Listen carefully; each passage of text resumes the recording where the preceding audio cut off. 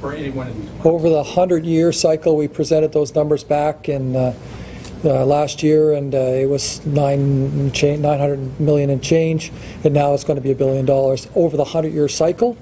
And in net present value terms, is about $450 million of net present value, including both operating and capital.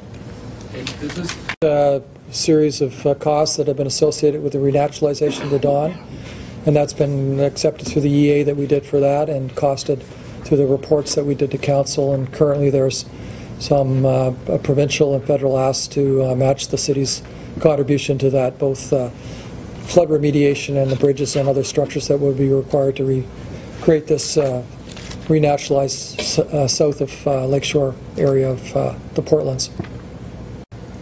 Again, we've got a series of things we need to go through, which is the submission of the environmental assessment, the approval by the Minister of Environment and Climate Change, the integration of this work in procurement documents in 17, early 18.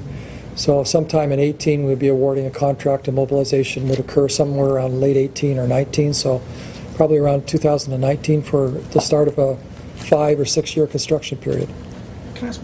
But really and truly, that's one of the reasons why the remove option was so great. It gave you an unimpeded waterfront, and it costs less. And there's no maintenance on the elevated section. There's just the road. But the majority of the city, the majority of the councillors said they have to have their elevated connection. So if you've got to have something that badly, I guess you've got to find the way to pay for the best version.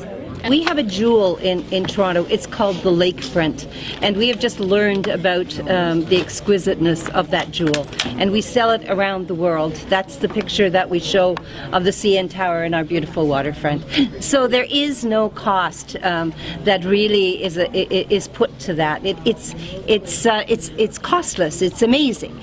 So why would you bring a highway right down to impact your jewel? And for $100 million could in fact make a much more beautiful area. You know, I think that one way or another this is $1 billion project.